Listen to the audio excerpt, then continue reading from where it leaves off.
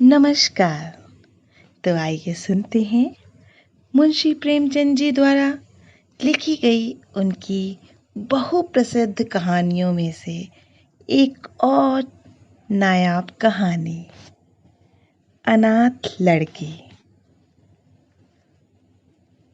सेठ पुरुषोत्तम दास पूना की सरस्वती पाठशाला का मुआयना करने के बाद बाहर निकले तो एक लड़की ने दौड़कर उनका दामन पकड़ लिया। सेठ जी रुक गए और मोहब्बत से उसकी तरफ देखकर पूछा, क्या नाम है? लड़की ने जवाब दिया, रोहिणी। सेठ जी ने उसे गोद में उठा लिया और बोले, तुम्हें कुछ इनाम मिला? लड़की ने उनकी तरफ बच्चों जैसी गंभीरता देखकर कहा, तुम चले जाते हो, मुझे रोना आता है, मुझे भी साथ लेते चलो। सेठ जी ने हंसकर कहा, मुझे बड़ी दूर जाना है, तुम कैसे चलोगी? रोहिणी ने प्यार से उनकी गर्दन में हाथ डाल दिए और बोली, जहाँ तुम जाओगे वहाँ मैं भी चलूँगी, मैं तुम्हारी बेटी हूँ ना। मदरसे के अफसर ने आगे बढ़कर कहा, इसका बाप साल भर हुआ नहीं रहा, माँ कपड़े सीती है, बड़ी मुश्किल से गुजर होती है। सेठ जी के स्वभाव में करुणा बहुत थी। यह सुनकर उनकी आंखें भर आई।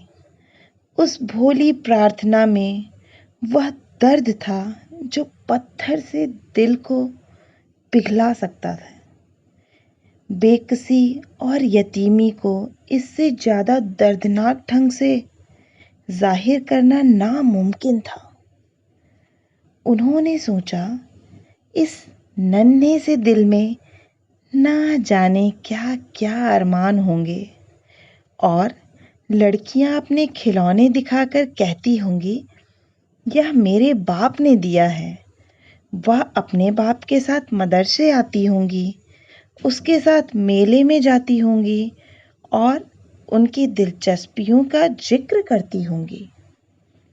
यह सब बातें सुन सुनकर इस भोली लड़की को भी ख्वाहिश होती होगी कि मेरे बाप होता, काश कि मेरा भी बाप होता। माँ की मोहब्बत में गहराई और आत्मिकता होती है जिसे बच्चे समझ नहीं सकते। बाप की मोहब्बत में खुशी और चाव होता है जिसे बच्चे खूब समझते हैं। सेठ जी ने रोहिणी को प्यार से गले लगा लिया और बोले, अच्छा, मैं तुम्हें अपनी बेटी बनाऊंगा, लेकिन खूब जी लगाकर पढ़ना। अब छुट्टी का वक्त आ गया है, मेरे साथ आओ, तुम्हारे घर पहुंचा दूं। यह कहकर उन्होंने रोहिणी को अपनी मोटर कार में बिठा लिया। रोहिणी ने बड़े इत्मीनान और गर्व से अपनी सहेलियों की तरफ देखा। उसकी बड़ी बड़ी आंखें खुशी से चमक रही थीं और चेहरा चांदनी रात की तरह खिला हुआ था। सेठ ने रोहिणी को बाजार की खूब सैर कराई और कुछ उसकी पसंद से, कुछ अपनी पसंद से बहुत सी चीजें खरीदी। यहाँ तक कि रोहिणी बातें करते करते कुछ थक सी गई और खामोश हो गई। उसने इतनी चीजें देखी और इतनी बातें सुनी कि उसका जी भर गया। शाम होते होते रोहिणी के घर पहुंचे और मोटर कार से उतरकर रोहिणी को अब कुछ आराम मिला। दरवाजा बंद था। उसकी माँ किसी ग्राहक के घर कपड़े देने गई थी। रोहिणी ने अपने तोहफों को उलटना पलटना शुरू किया। खूबसूरत रबड़ के खिलौने, चीनी की गुड़िया जरा दबाने से चूं चूं करने लगती और रोहिणी या प्यारा संगीत सुनकर फूल ही ना समाती। रेशमी कपड़े और रंग बिरंगी साड़ियों की कई बंडल थे, लेकिन मखमली बूटे की गुलकारियों ने उसे खूब लुभाया था।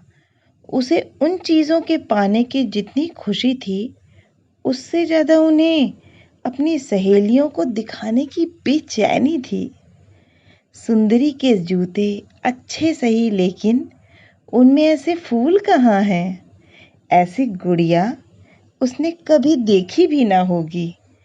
इन ख्यालों से उसके दिल में उमंग भर आई और वह अपनी मोहिनी आवाज में एक गीत गाने लगी। सेठ जी दरवाजे पर खड़े इन पवित्र दृश्य का हार्दिक आनंद उठा रहे थे। इतने में रोहिणी की माँ रुक्मणी कपड़ों की एक पोटली लिए हुए आती दिखाई दी। रोहिणी ने खुशी से पागल होकर एक छलांग भरी और उसके पैरों से लिपट गई। रुक्मणी का चेहरा पीला था, आंखों में हसरत और बेकसी छुपी हुई थी। गुप्त चिंता का सजीव चित्र मालूम होती थी, जिसके लिए जिंदगी में कोई सहारा नहीं। मगर रोहिणी को जब उसने गोद में उठाकर प्यार से चूमा, जरा देर के लिए उसकी आंखों में उम्मीद और जिंदगी की झलक दिखाई दी। मुरझाया हुआ फूल खिल गया। बोली, आज तो इतनी देर तक कहाँ रही? मैं तुझे ढूंढने पाठशाला गई थी। रोहिणी ने हुमक कर कहा, मैं मोटर कार पर बैठकर बाजार गई थी। वहां से बहुत अच्छी अच्छी चीजें लाई हूँ। वह देखो कौन खड़ा है। माँ ने सेठ जी की तरफ ताका और लजा कर सिर झुका लिया। बरामदे में पहुंचते ही रोहिणी माँ की गोद से उतरकर सेठ जी के पास गई और अपनी माँ को यकीन दिलाने के लिए भोलेपन से बोली, क्यों, तुम मेरे बाप हो ना? सेठ जी ने उसे प्यार करके कहा, हाँ हाँ, तुम मेरी प्यारी बेटी हो। रोहिणी ने उनसे मुंह की तरफ याचना भरी आंखों से देखकर कहा, अब तुम रोज यहीं रहा करोगे। सेठ जी ने उसके बाल सुलझाकर जवाब दिया, मैं यहाँ रहूंगा तो काम कौन करेगा? मैं कभी कभी तुम्हें देखने आया करूंगा, लेकिन वहां से तुम्हारे लिए अच्छी अच्छी चीजें भेजूंगा। रोहिणी कुछ उदास सी हो गई। इतने में उसकी माँ ने मकान का दरवाजा खोला और बड़ी फुर्ती से मैले बिछावन और फटे हुए कपड़े समेट कर कोने में डाल दिए कि कहीं सेठ जी की निगाह उन पर ना पड़ जाए। यह स्वाभिमान स्त्रियों की खास अपनी चीज है। रुक्मणी अब इस सोच में पड़ी थी कि मैं इनकी क्या खातिर तवाज़ो करूं। उसने सेठ जी का नाम सुना था। उसका पति हमेशा उनकी बड़ाई किया करता था। वह उनकी दया और उदारता की चर्चाएं अनेकों बार सुन चुकी थी। वह उन्हें अपने मन का देवता समझा करती थी। उसे क्या उम्मीद थी कि कभी उसका घर भी उसके कदमों से रोशन होगा। लेकिन आज जब वह शुभ दिन संयोग से आया, तो वह इस काबिल भी नहीं कि उन्हें बैठने के लिए मोढ़ा दे सके। घर में पान और इलायची भी नहीं। वह अपने आंसुओं को किसी तरह न रोक सके। आखिर जब अंधेरा हो गया और पास के ठाकुर द्वारे से घंटों और नगाड़ों की आवाजें आने लगी, तो उन्होंने जरा ऊंची आवाज में कहा, बाई जी, अब मैं जाता हूं। मुझे अभी यहाँ बहुत काम करना है। मेरी रोहिणी को कोई तकलीफ ना हो। मुझे जब मौका मिलेगा उसे देखने आऊंगा। उसके पालने पोसने का काम मेरा है और मैं उसे बहुत खुशी से पूरा करूंगा। उसके लिए अब तुम कोई फिक्र मत करो, मैंने उसका वजीफा बांध दिया है और यह उसकी पहली किस्त है।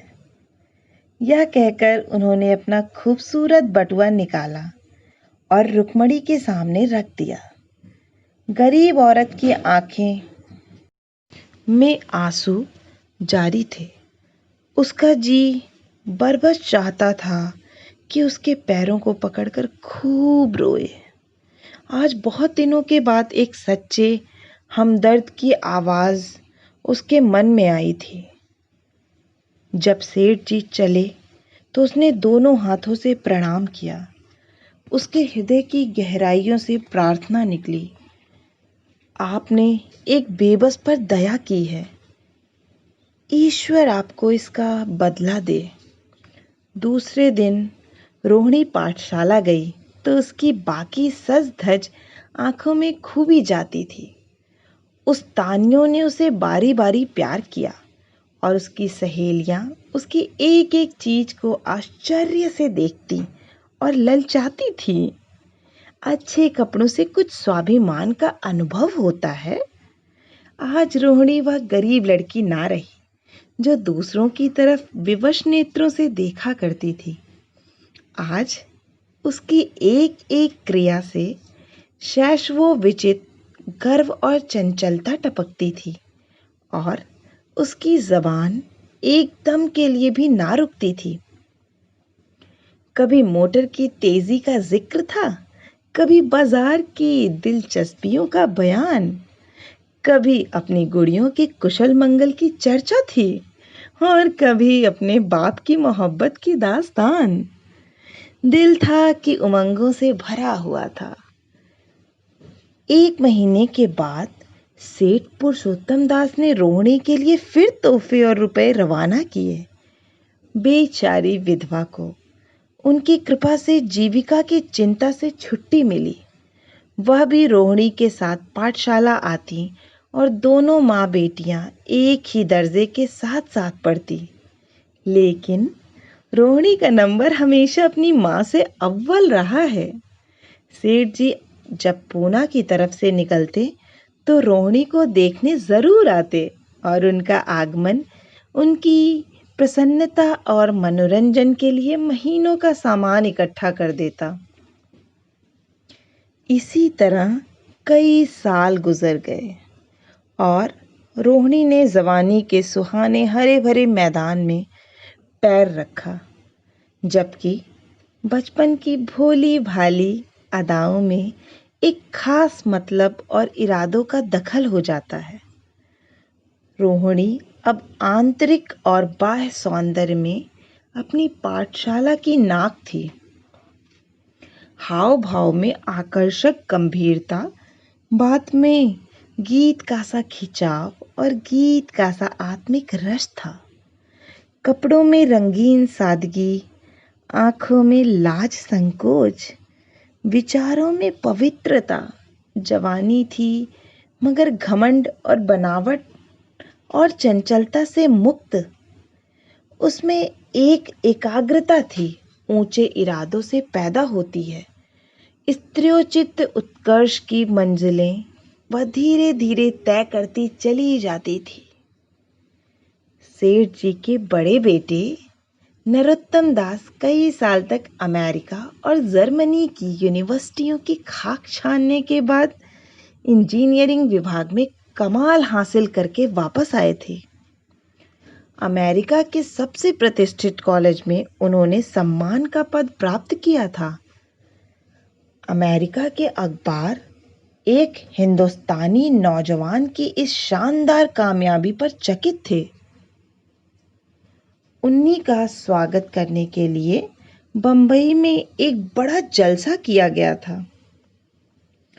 इस उत्सव में शरीक होने के लिए लोग दूर दूर से आए थे। सरस्वती पाठशाला को भी निमंत्रण मिला और रोहिणी को सेठानी जी ने विशेष रूप से आमंत्रित किया। पाठशाला में हफ्तों तैयारियां हुई। रोहिणी को एक दम के लिए भी चैन न था। यह पहला मौका था कि उसने अपने लिए बहुत अच्छे अच्छे कपड़े बनवाए। रंगों के चुनाव में वह मिठास थी, काट छाट में वह फबन जिससे उसकी सुंदरता चमक उठी थी। सेठानी कौशल्या देवी उसे लेने के लिए रेलवे स्टेशन पर मौजूद थी। रोहिणी गाड़ी से उतरते ही उनके पैरों की तरफ झुकी, लेकिन उन्होंने उसे छाती से लगा लिया और इस तरह प्यार किया कि जैसे वह उनकी बेटी है। वह उसे बार बार देखती और आंखों से गर्व और प्रेम टपक पड़ता था। इस जलसे के लिए ठीक समुंदर के किनारे एक हरे भरे सुहाने मैदान में एक लंबा चौड़ा शामियाना लगाया गया था। एक तरफ आदमियों का समुद्र उमड़ा हुआ था, दूसरी तरफ समुद्र की लहरें उमड़ रही थीं। गोया वह भी इस खुशी में शरीक था। जब उपस्थित लोगों ने रोहिणी बाई के आने की खबर सुनी तो हजारों आदमी उसे देखने के लिए खड़े हो गए। यही तो वह लड़की है जिसने अपनी शास्त्री की परीक्षा पास की है। जरा उसके दर्शन करने चाहिए। अब भी इस देश की स्त्रियों में ऐसे रत्न मौजूद हैं। भोले भाले देश प्रेमियों में इस तरह की बातें होने लगीं। शहर की कई प्रतिष्ठित महिलाओं ने आकर रोहिणी को गले लगाया और आपस में उसके सौंदर्य और उसके कपड़ों की चर्चा होने लगी। आखिर मिस्टर पुरुषोत्तम दास तशरीफ लाए। हालांकि वह बड़ा शिष्ट और गंभीर उत्सव था, लेकिन उस वक्त दर्शन की उत्कंठा पागलपन की हद तक जा पहुंची। एक भगदड़ सी मच गई। कुर्सियों की कतारें गड़बड़ हो गईं। कोई कुर्सी पर खड़ा हुआ, कोई उसके हाथों पर। कुछ मनचले लोगों ने शामियाने की रस्सियां पकड़ी और उन पर जा लटके। कई मिनट तक यही तूफान मचा रहा। कहीं कुर्सियां टूटी, कहीं कुर्सियां उल्टी। कोई किसी के ऊपर गिरा, कोई नीचे। ज्यादा तेज लोगों में धौल धप्पा होने लगा।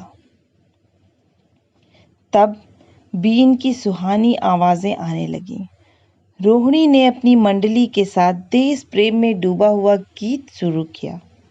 सारे उपस्थित लोग बिल्कुल शांत हो गए और उस समय वह सुरीला राग, उसकी कोमलता और स्वच्छता, उसकी प्रभावशीलता, मधुरता, उसकी उत्साह भरी वाणी दिलों पर वह नशा सा पैदा कर रही थी, जिससे प्रेम की लहरें उठती हैं, जो दिल से बुराइयों को मिटाता है और उससे जिंदगी की हमेशा याद रहने वाली यादगारें पैदा हो जाती हैं।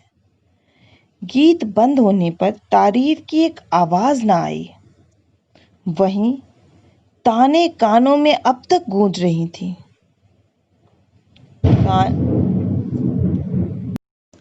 गाने के बाद विभिन्न संस्थाओं की तरफ से अभिनंदन पेश हुए और तब नरोत्तम दास लोगों को धन्यवाद देने के लिए खड़े हुए।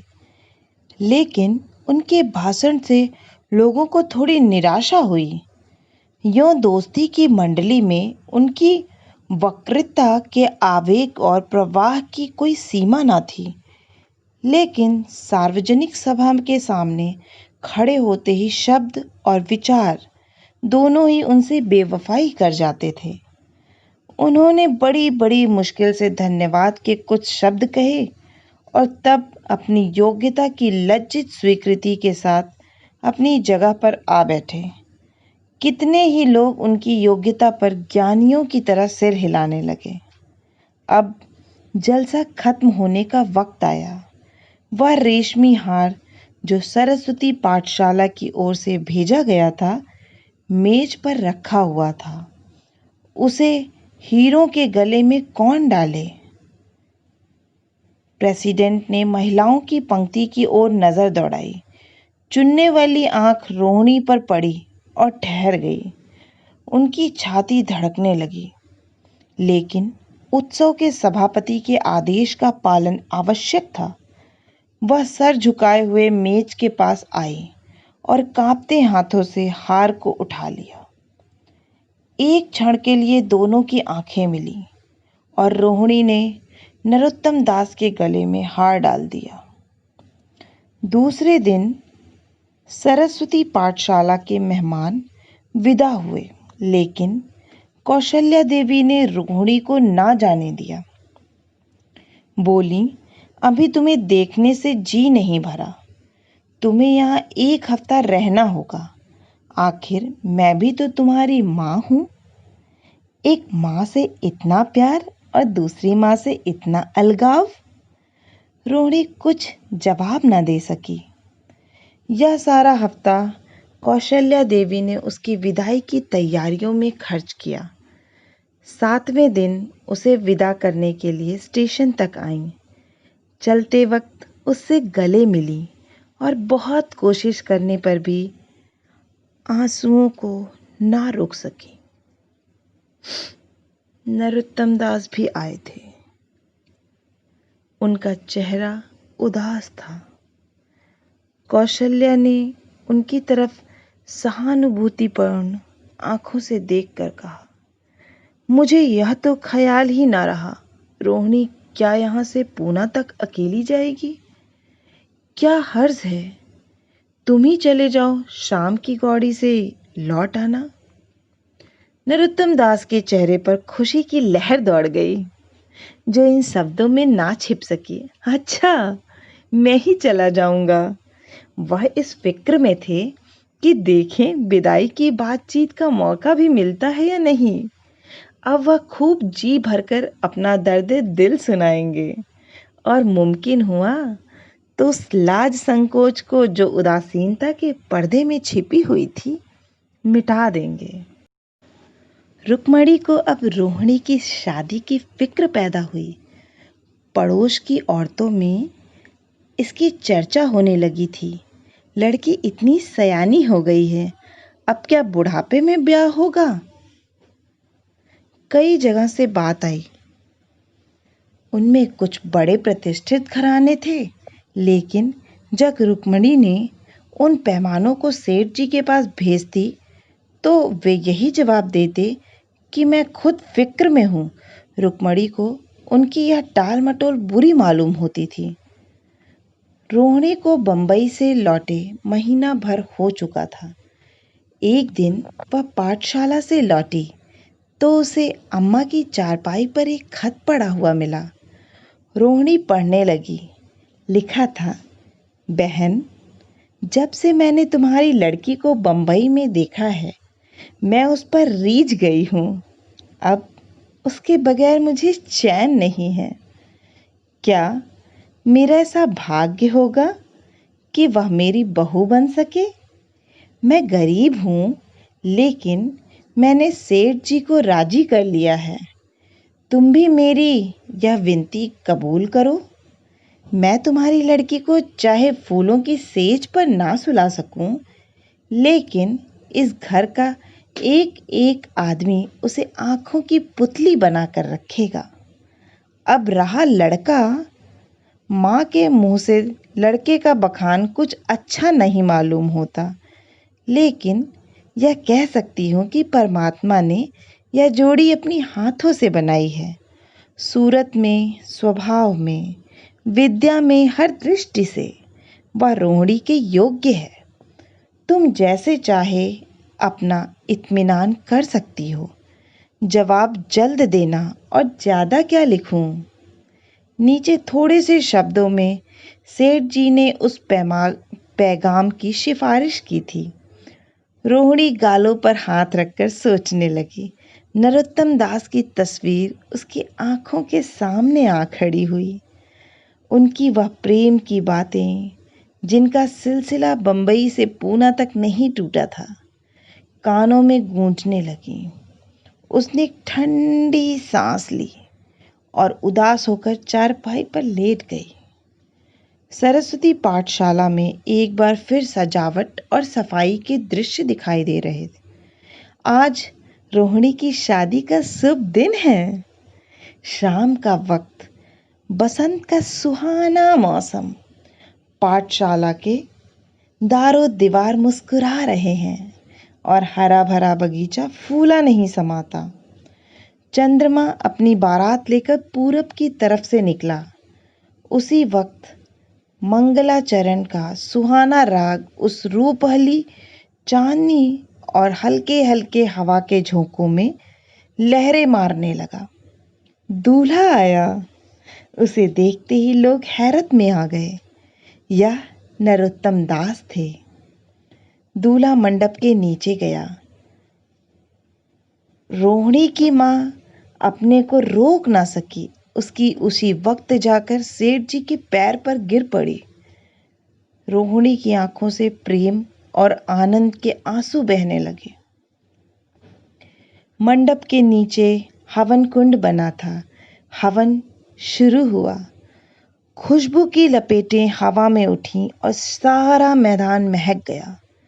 लोगों के दिलो दिमाग में ताजगी की उमंग पैदा हुई। फिर संस्कार की बारी आई। दूल्हा और दुल्हन ने आपस में हमदर्दी, जिम्मेदारी और वफादारी के पवित्र शब्द अपनी जबानों से कहे। विवाह की वह मुबारक जंजीर गले में पड़ी जिसमें वजन है, शक्ति है, पाबंदियां हैं, लेकिन वजन के साथ सुख और पाबंदियों के साथ विश्वास है। दोनों दिलों में उस वक्त एक नई, बलवान, आत्मिक शक्ति की अनुभूति हो रही थी। जब शादी की रस्में खत्म हो गईं, तो नाच गाने की मजलिस का दौर आया। मोहक गीत गूंजने लगे। सेठ जी थक कर चूर हो गए थे। जरा दम लेने के लिए बगीचे में जाकर एक बेंच पर बैठ गए। ठंडी ठंडी हवा आ रही थी। एक नशा सा पैदा करने वाली शांति चारों तरफ छाई हुई थी। उसी वक्त रोहिणी उनके पास आई और उनके पैरों से लिपट गई। सेठ जी ने उसे उठाकर गले से लगा लिया और हंसकर बोले, क्यों, अब तो तुम मेरी अपनी बेटी हो गई है ना? आशा है कि आपको यह कहानी पसंद आई होगी। अगर मेरा कार्य, मेरी निष्ठा आपको पसंद आ रही है तो आगे आने वाली नई कहानियों को सुनने का आप सभी से आग्रह है। कृपया मुझे प्रोत्साहित करें। अगर आपको कहानी पसंद आ रही है तो इस चैनल को सब्सक्राइब करें। उनकी कलम, मेरी आवाज़। बहुत बहुत धन्यवाद।